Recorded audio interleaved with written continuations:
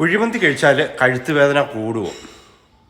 കുഴിമന്തി കഴിച്ചതിന് ശേഷം body heavy ആവും, നെക്ക് പെയിൻ ഉണ്ടാവും, ബാക്കിൽ സ്റ്റിഫ്നെസ് ഉണ്ടാവും, ടയർഡ്നെസ്, ഇതൊക്കെ ഫീൽ ചെയ്യുന്നുണ്ടെങ്കിൽ എല്ലാവർക്കും വരണമെന്നൊന്നുമില്ല. പക്ഷേ നടുവേദനയ്ക്കുള്ള ആളുകൾക്ക് ബോഡിയിൽ ഹെവി ആയിട്ടുള്ള ഓയിലിൻ്റെ ഇൻഫ്ലമേഷൻ കൂടാനുള്ള ചാൻസ് ഉണ്ട്.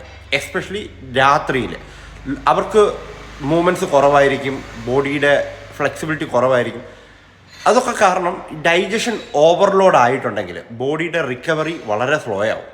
അപ്പോൾ ആയുർവേദത്തിൽ അതിന് പറയുന്നത് ശരിക്കും ഡൈജഷൻ വീക്ക് ആവുമ്പോൾ ബോഡി പെയിൻ കൂടും.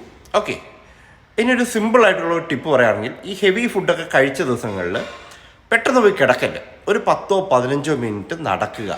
കൂടാതെ അതുപോലുള്ള ആഹാരങ്ങൾ കണ്ടിന്യൂസ് ആയിട്ട് കഴിക്കാതിരിക്കാൻ നോക്കുക. ഓക്കെ, ഇനി ഈ പറയുന്ന ബോഡി ഹെവിനെസ് ഒക്കെ റിപ്പീറ്റഡ് ആണോ എന്ന് നോക്കണം. ആ ഫുഡ് പാറ്റേൺ ഒന്ന് നോക്കി, ആ ഫുഡ് കഴിക്കുന്ന ഫുഡ് എല്ലാവർക്കും ഒരേപോലത്തെ ദഹിക്കണമെന്നൊന്നുമില്ല. ഓക്കെ, അപ്പോൾ ആ ഫുഡിൻ്റെ പാറ്റേൺ ഒന്ന് മനസ്സിലാക്കുക. ആ പാറ്റേൺ മനസ്സിലാക്കിയിട്ട് അതൊന്ന് കറക്റ്റ് ചെയ്ത് കഴിഞ്ഞാൽ ഓക്കെ, തലേ ദിവസം മോഷൻ പോകുമ്പോൾ നമുക്കറിയാൻ പറ്റും, ഓക്കെ ഇത് മൊത്തം പോയോ അല്ലെങ്കിൽ കംപ്ലീറ്റ് ആയിട്ടുള്ള ഇവാക്യുവേഷൻ നടന്നോ ഇല്ലയോ എന്നൊക്കെ ഒരു ഫീൽ ചെയ്യാൻ പറ്റും. ശരിയല്ലേ? ആ ഫീലിംഗ് മനസ്സിലാക്കുക. എന്നിട്ട് അതിനെ ഡീപ്പറായിട്ടൊന്ന് മനസ്സിലാക്കി എല്ലാ ദിവസത്തെ ആ പാറ്റേണിനെ ഒന്ന് കറക്റ്റ് ചെയ്താൽ കഴുത്ത് വേദന മാറും, ഈസി ആയിട്ട് മാറും.